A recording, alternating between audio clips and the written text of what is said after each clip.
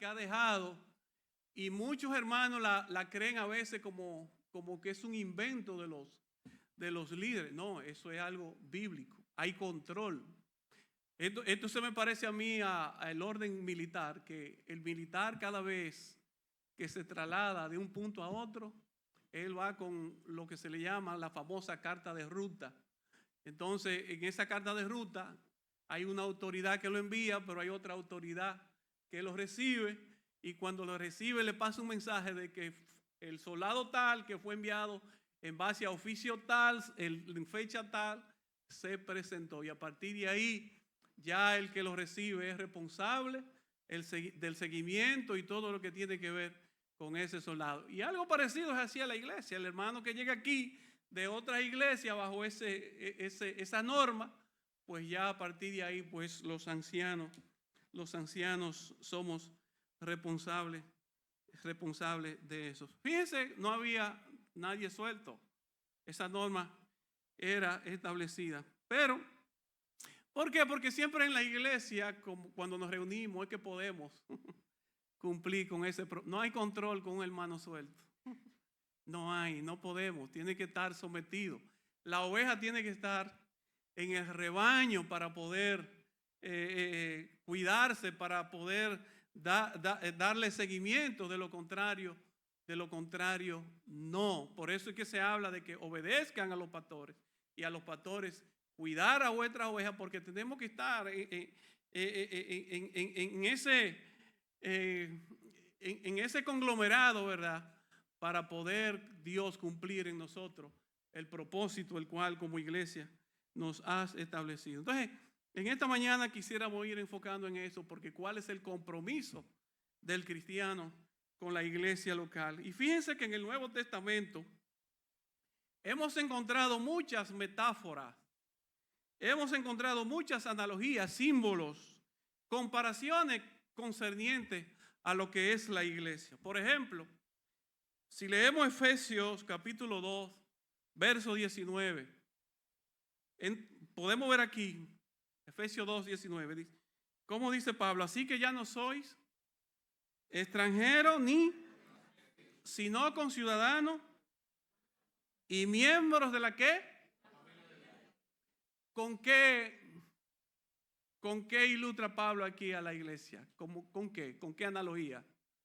Con una familia, la familia de Dios, como una familia. Y fíjense Gálatas 6:10 también, ¿qué dice? Gálatas 6:10. Así que según tengamos oportunidad, hagamos bien a todos, y mayormente a los de la familia. Somos una familia, ¿sabía? Y una familia está unida por lazos legales, ¿sí o no? ¿Por medio de quién? A su padre. Y todos nosotros tenemos un padre. ¿Cuál es? Cristo. Pero una familia, eso habla de vida en común. Por eso en el pasaje que leímos anteriormente decía, y tenían en común todas las cosas. Habla de vida en común, habla de proyecto de vida en común. Habla de responsabilidad en común. Habla de privilegio en común, ¿verdad? Pero también en la familia tiene un lugar físico donde convive, ¿sí o no? La familia tiene un lugar físico donde se convive. Y también la familia tiene un lugar donde almuerza. ¿Sabía? Usted un día quizás puede comer por allá, pero usted sabe, ¿dónde es que usted almuerza? En su casa. ¿Y dónde es que nosotros comemos? ¿Dónde es que nosotros nos alimentamos? Ese fue el enfoque para el apóstol Pablo, le dijo a Timoteo.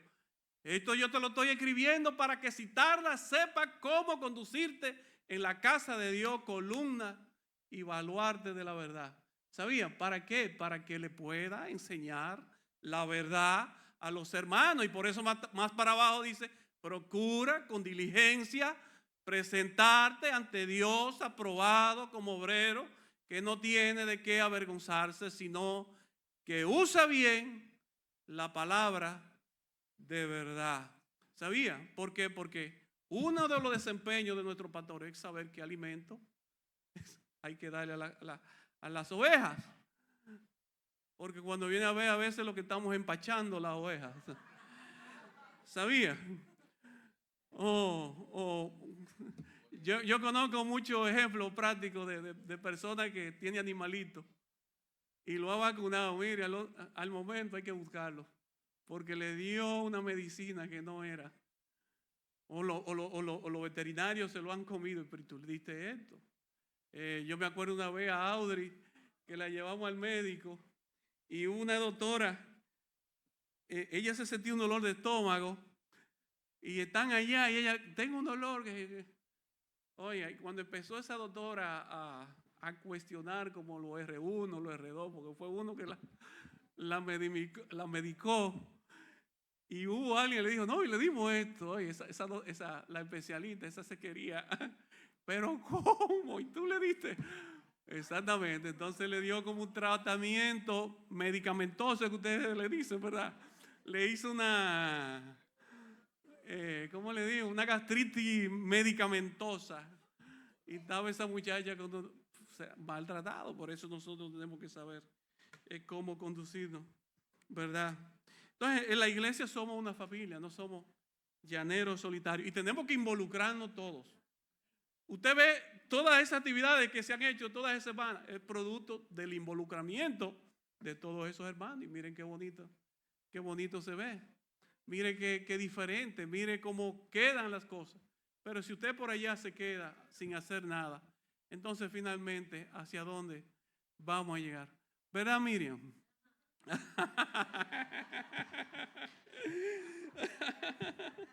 Entonces, una de las cosas que tenemos que ver es que como familia hay que asumir responsabilidades. Tenemos privilegios, pero hay que asumir responsabilidades. Mire, en la familia pasan muchas cosas que no están ajenas a lo de la iglesia también. Yo no sé si usted ha visto familias donde el padre y la madre a veces se enferman, pero siempre la responsabilidad lo asumen 2 o 3. Hay un grupito que no la asume, ¿verdad? Una vez yo estaba en un curso en el Estado Mayor y habíamos un grupo de estudiantes. Se ponen trabajo en común, pero siempre hay alguno que entiende que el trabajo tiene que hacerle este grupito y hay otro que no. Entonces había un almirante una vez que le estaba dando seguimiento y él hablaba con el jefe de grupo para que le anote quiénes no estaban trabajando. Y escuché una frase de él que dijo, dije, pásame la lista de los bacalaos. Y yo, ¿y qué es los bacalaos? Sí, porque el bacalao, cuando usted lo compra en caja, usted se da cuenta que viene uno recotado de otros. Entonces los cursos hay hermanos, hay estudiantes que se recuentan y le preguntan, ¿cómo va el trabajo? Pero ellos no sé, ellos no se involucran en nada. Pero en la familia hay bacalao, y es verdad, y le preguntan al otro. Ahora, ¿hay bacalao en la iglesia? Sí, habemos bacalao. Habemos, porque de una manera u otra también en cierto modo nos rescotamos, pero Dios no quiere que seamos bacalaos, que nos recotemos. Entonces todas esas cosas pasan en la familia. Es importante verificar si nosotros nos estamos involucrando en esas responsabilidades, ¿verdad? Si tenemos interés en común. Si también nos preocupamos los unos por los otros, porque en la familia somos familia, y si hay un hermano que tiene problemas, pues lo común es que a nosotros también nos duele el problema de ese hermano y nos identifiquemos con él. Pero no solamente eso, si también el hermano tiene algún privilegio de algo, pues también debemos de gozarnos con ese hermano que ha sido beneficiado, no como pasa en algunos que empiezan a criticar o a hacer otra cosa. Entonces ya ahí no hay una muestra de amor como familia, ¿verdad? Pero también una de las características es que cuando la familia se reúne, ¿dónde están todos los familiares? Estamos juntos, estamos celebrando, ¿verdad? Mire, ahora parecemos una familia, pero siempre aparecen. Usted ha visto la característica de un famoso hijo realengo. ¿Verdad? O alguien, sí, y a veces hay hermanos así que se comportan así. Hay hermanos que están como realengo, están por allá, aislados. Le bajo algo, o sea, bueno, el hermano como el hijo pródigo. Pero no es porque la familia lo ha desechado, simplemente porque él determinó caer ahí. Él determinó caer allá. Entonces, a ese hermano que haya determinado caer allá, también le decimos como el Padre, te estamos esperando, queremos que regrese, y nosotros cada uno tenemos que estar en la motivación de ayudar, ¿verdad? De alentarle, de motivarle, porque somos una familia, hijo de un mismo Padre. ¿Sabía? Mas a todos los que le recibieron, los que creen en su nombre, le dio la potestad de ser hecho ¿quién? ¿Quiénes son hijos de Dios? Tenemos un solo Padre. ¿Sabía? Tenemos un solo Padre. Tenemos un solo, eso es un solo Padre. Entonces, somos parte de la familia de Dios. Pero no tan solamente en la Biblia nos hace ver que nosotros somos una familia que nos permite ver intereses comunes, responsabilidades comunes, privilegios comunes, sino también que en otro pasaje nos hace ver que somos un cuerpo. Vamos a leer en Efesios 4, desde el 11 al 16. ¿Cómo dice? Por favor, allá.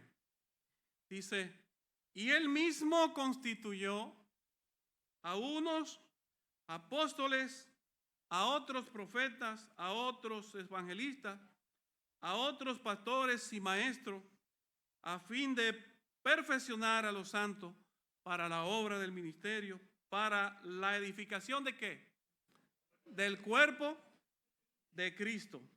Dice el 14, para que ya no seamos niños fluctuantes, llevados por doquiera de todo viento de doctrina, por estratagema de hombres que para engañar emplean con astucia la artimaña del error, sino que siguiendo la verdad, en amor, crezcamos en todo aquel que es la cabeza, esto es Cristo, de quien todo es que, todo el cuerpo, bien conectado y unido entre sí por todas las coyunturas que se ayudan mutuamente, según la actividad propia de cada miembro, recibe su crecimiento para ir edificándose. ¿En qué?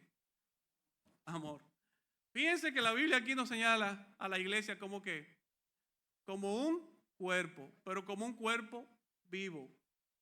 Porque vemos ahora mismo el caso de un niño, ¿verdad? Que tiene un cuerpo pequeño, pero ese niño no se queda todo el tiempo de ese mismo tamaño. Ese niño tiene que ir creciendo. De la misma manera, la iglesia debe de ir creciendo. No nos podemos quedar igual. No nos podemos quedar de manera independiente. Pero también un cuerpo nos hace ver que tiene que una cabeza. ¿Sabía? Una cabeza a la cual dirige, el cual tiene mandato. ¿Y cuál es la cabeza de nosotros? Cristo. Nosotros estamos aquí recibiendo la orden, el mandato de nuestro Señor y Salvador Jesucristo. Cristo es nuestra cabeza y la cabeza le dice a este órgano, haz esto, en este caso como cuerpo, y el órgano tiene que estar dispuesto a obedecer. El órgano no puede hacer lo que le da la gana. Pero fíjense también que los cuerpos tienen todos los órganos como integrados. Usted no ve un pie a unos 10 metros, ni una oreja a 5 metros, o sea, ni los dientes a 3 metros, ni la lengua a 4 metros, sino que el cuerpo tiene todos los órganos como integrados. Oye, estamos unidos. Así es que debemos de estar unidos. Pero también podemos ver que un cuerpo En un cuerpo, cada órgano, ¿qué tiene? Una función. Cada órgano tiene una función. Y cada función es importante, ¿verdad? Cada función es importante. ¿Sabía? En el cuerpo no hay un órgano que esté como de más. Todos tienen una función. Y de la misma manera, nosotros como órgano de ese cuerpo de Cristo, nosotros tenemos cada uno una función. Nosotros todos estamos llamados a hacer algo. Nosotros todos estamos llamados a ejecutar lo que nuestra cabeza, que en este caso es nuestro Señor y Salvador Jesucristo, nos envía a hacer por medio a su palabra. Fíjense que todos tienen una función, porque la Biblia dice que a cada uno le dio que por lo menos un don, a cada uno. Todo aquel que ha conocido a Cristo, ¿verdad? Cuando conoce a Cristo, Dios lo que hace es que lo envía a la iglesia local, y en la iglesia local para que trabaje por lo menos en un ministerio. Y Dios nos ha dado a nosotros, a cada uno como cuerpo, como órgano, una función. Y fíjense que dice el apóstol Pedro en su primera carta, capítulo 4, verso 10. ¿Qué dice Pedro aquí? Dice el apóstol Pedro, cada uno, según el don que ha recibido, ¿qué dice? Ministralo. O sea, que Dios no se lo dio fue para que tuviera de adorno. ¿Sabían? No es para adorno que Dios le dio ese talento. No es para adorno que Dios me lo dio. Lo que Dios nos dio es para bendición de otros, para que ejerzamos su función. Dice, cada uno según el don que haya recibido, ministreselo también al otro. ¿Dónde usted hace eso? Bueno, en la iglesia local, y por eso todos podemos crecer, por eso todos, ¿verdad? Podemos desarrollar. Y cuando un órgano no trabaja, no hace lo que debe de hacer, entonces ¿qué hace? ¿Afecta a quién? Al cuerpo. Usted por un dedo menos, aunque usted lo cree insignificante, pierde el equilibrio. ¿Verdad? Usted no sabe lo importante que es una uña hasta que no tiene comezón. ¿Sabía? Imagínate, Dios tiene en cuenta todo. Dios dice, hasta aún todos nuestros cabellos están contados. Yo pienso que uno de los propósitos de los cabellos es para la elegancia del hombre y la mujer. Entonces, claro, porque Dios lo hace ver como una corona en Corintio, porque la mujer tiene su, ¿sabía? Pero acuérdense que Cristo es la cabeza, ¿verdad? Y a veces tiene que cortar cosas, a veces hay que podar cosas para que el árbol crezca, ¿verdad? De una manera adecuada, claro. Algunos hemos sido podados en demasía, pero ¿sabía? Entonces, eso es importante ver a la iglesia en esa analogía, ¿verdad? Como familia, como cuerpo. Y lo que nosotros debemos de preguntarnos es si nosotros estamos cumpliendo esa función en la iglesia como familia.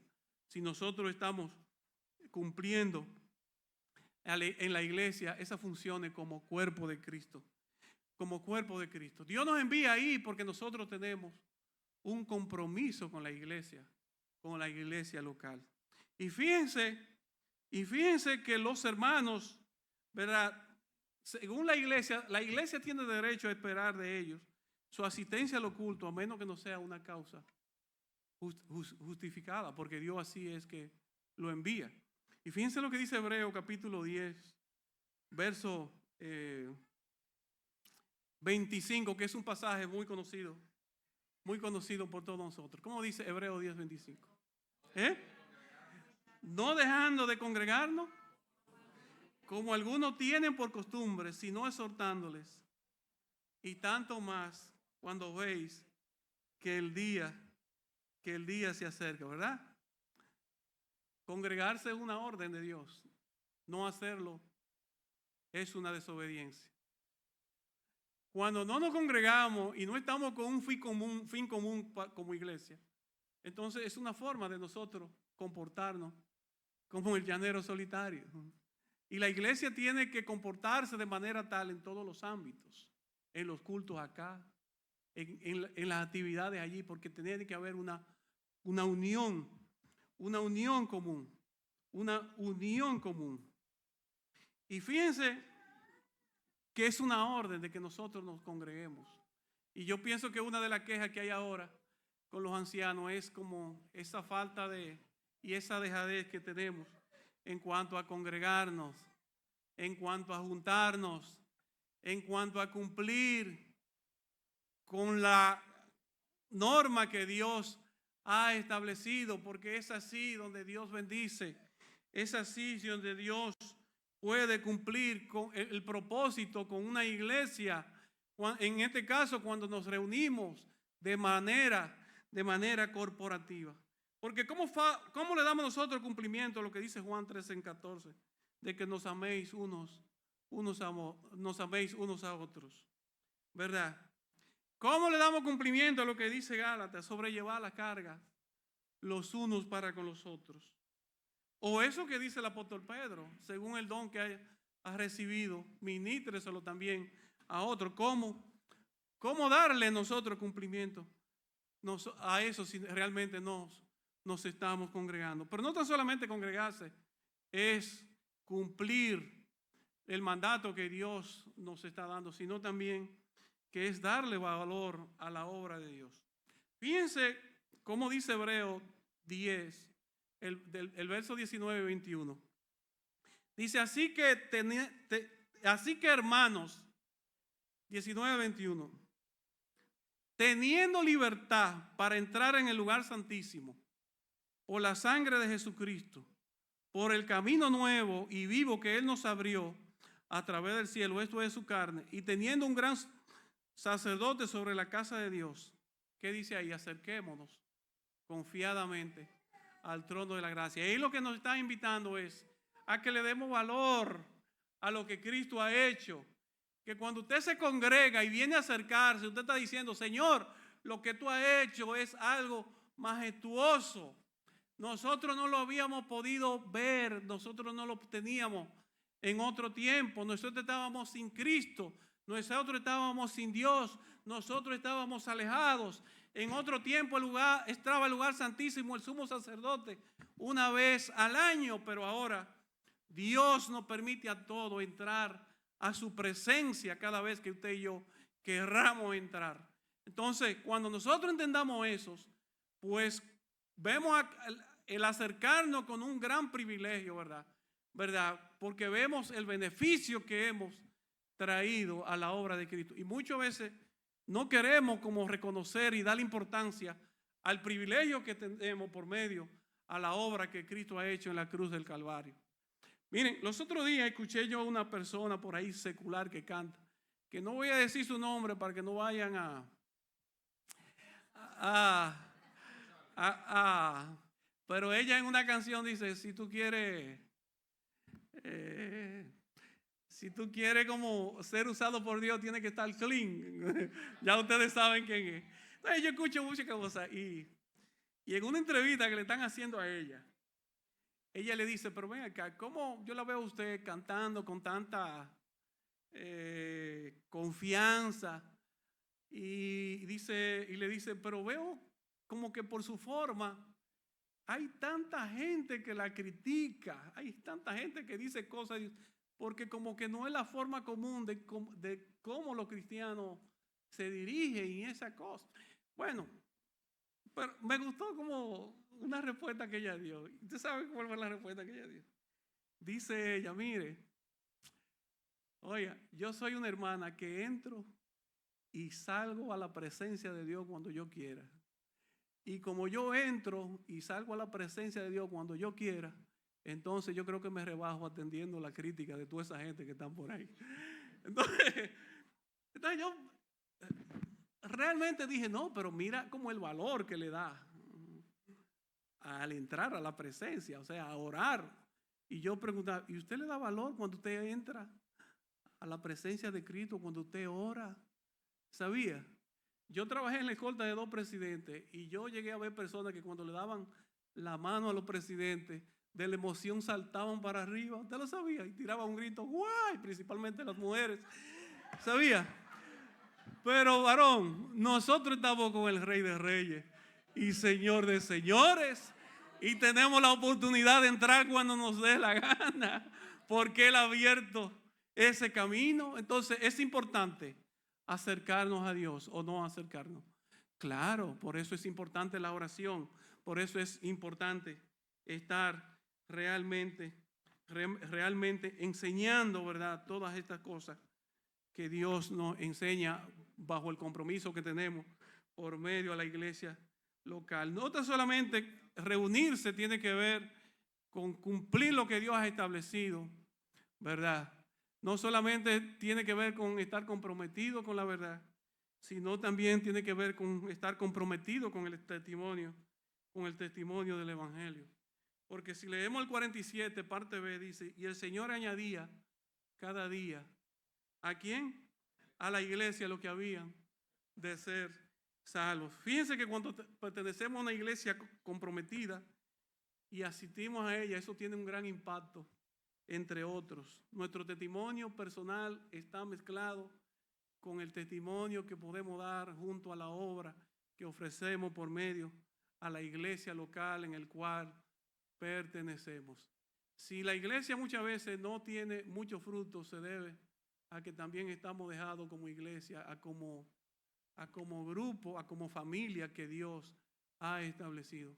Y nosotros tenemos que enfocarnos en eso para cumplir con todos esos propósitos. Y cuando cumplimos con todos esos propósitos, pues el mismo Dios se encarga. Mire, y Dios, ¿qué era lo que hacía? Traía cada día a su iglesia lo que habían de ser salvos. ¿Por qué? Porque dice 1 Pedro, capítulo 9, a vosotros sois ¿qué? Linaje, escogido, real sacerdocio, nación santa, pueblo adquirido por Dios, para que anunciéis la virtud de aquel que os llamó de las tinieblas a su luz admirable. Y realmente en esta mañana hemos celebrado el privilegio que tenemos, ¿verdad?, por medio de la obra de Cristo. Pero también hay que hablar cuál es el compromiso que tengo yo por la obra de Cristo, por medio de lo que Él ha hecho por cada uno de nosotros. Y ahora cabería esta pregunta, ¿verdad? ¿Qué cosa debo de cambiar en mi vida para demostrar que estoy comprometido con Cristo? Es una pregunta que debemos de hacer. ¿Qué cosa debo de cambiar yo en mi vida para, en base a lo que a Cristo ha hecho, estar o dar el fruto de que estoy comprometido por medio a la obra de Cristo? Fíjense que Dios quiere que nosotros dejemos ser ¿qué? Espectadores. Eso no existe. Llanero solitario, eso no existe. Hermano por allá, eso no existe.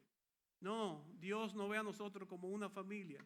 Dios a nosotros nos ve a nosotros como un cuerpo. Dios quiere que nos involucremos con humildad al llamado, que estamos prometidos con Dios y nuestra iglesia local, donde el Señor por su providencia nos ha colocado. Ahora hay mucha decadencia en la iglesia, pero yo estoy seguro que muchas de estas cosas se deben a nuestra dejadez, a nuestra vagancia, ¿verdad? Porque no estamos ejercitando la piedad tal como la Biblia lo establece. Yo pienso que la actitud de nosotros tiene que ser la misma del apóstol Pablo en el contexto de la ofrenda de aquellos hermanos de Macedonia allí a Jerusalén, donde él decía, si Dios es el mayor dador, si Cristo es el mejor regalo, pues la respuesta de nosotros es ofrendar, ¿verdad? Y decía, gracias a Dios por su don inefable. ¿Y qué podemos nosotros ofrendar? Lo primero que se ofrenda, ¿qué es? Nuestra propia vida, usted y yo, como olor fragante a nuestro Dios. Que este sea un año de compromiso con la obra de Dios, de compromiso por la obra local, porque en esta cosa nosotros nos motivamos al amor, ¿sabía? Cuando yo vengo a la iglesia y yo veo al hermano tal, eso me motiva a mí. ¿Usted lo sabía? Yo quiero venir aquí a encontrar todos mis hermanos, pero cuando yo no encuentro al hermano X, eso a mí me causa tristeza y me desmotiva. Entonces a veces nosotros por dejar de venir nos convertimos como en piedra de tropiezo porque debilitamos la fe del otro. Sin embargo, cuando el otro viene y estamos ahí, nos calentamos juntos, ¿verdad? Entonces nos motivamos y por eso es que la Biblia habla de estimularnos al amor y así sucesivamente. Así que por favor quisiera pedirle que se pongan de pies. Y vamos a leer un pasaje para terminar ya en segunda de Pedro 3, segunda de Pedro capítulo 1, desde el 3 hasta el 11, para que todos en voz alta lo podamos leer. ¿Estamos listos? Dice así el apóstol Pedro. Como todas las cosas que pertenecen a la vida y a la piedad nos han sido dadas por su divino poder, mediante el conocimiento de aquel que nos llamó por su gloria y excelencia, por medio de las cuales nos ha dado preciosas y grandísimas promesas, para que por ellas llegases a ser participantes de la naturaleza divina, habiendo huido de la corrupción que hay en el mundo a causa de la concupiscencia. Vosotros también, poniendo toda diligencia por esto mismo, añadid a vuestra fe virtud, a la virtud, al conocimiento, al dominio propio, a la paciencia y a la piedad y al afecto fraternal, amor, al afecto fraternal, amor, espérense, ¿verdad? Porque si estas cosas están en vosotros y abundan, no os dejarán estar. Uno de los peores problemas que hay en la iglesia es la vagancia. Por eso hay tanto. Ni sin fruto. En cuanto al conocimiento de nuestro Señor Jesucristo, ¿verdad? Pero el que no tiene estas cosas, tiene la vista como.